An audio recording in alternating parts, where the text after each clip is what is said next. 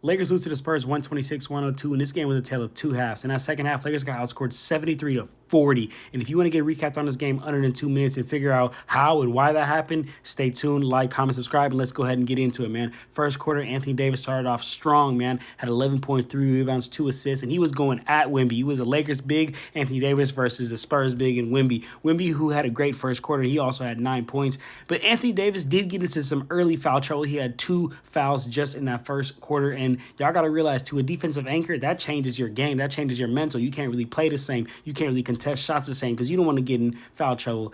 Later in that first quarter, the Spurs end up outscoring the Lakers 28-26.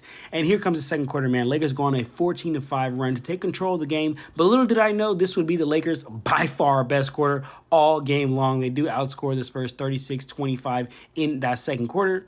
Halftime, Lakers are up 62-53. And then Michael Cooper, shout out Coop, man, got his jersey retired at halftime. But that killed the Lakers' momentum, y'all, because third quarter, the Spurs came out on fire. They came out on a 10-2 run to get right back into the game. And then the Lakers went on a little bit of like a 7-0 run of their own. But the Spurs just blitzed them. I'm talking about started picking up full court. Lakers had nowhere to go. The Spurs ended up finishing that third quarter on a 15-5 run. Score was 89-89 coming into the fourth quarter, y'all.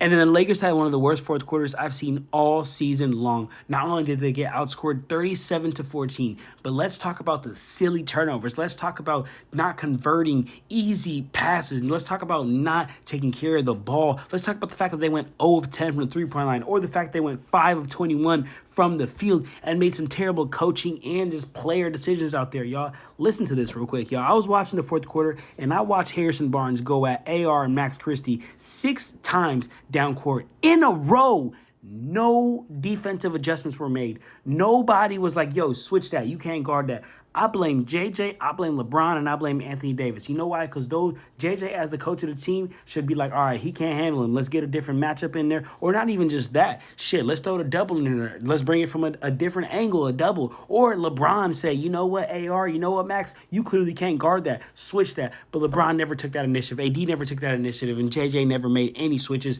HB ended up having 10 points in that fourth quarter. And like I said, y'all, the Lakers came into the fourth quarter tied 89-89. And lost by 24 fucking points, y'all. Wemby had 23. Devin Vassell had 23. Stephon Castle, who looked like a big, he had 23 and was a monster in the paint. Lakers couldn't do nothing about him. He shot 62% in the paint. He's a point guard, y'all. Lakers Nation, we got absolutely obliterated. This is an embarrassing game.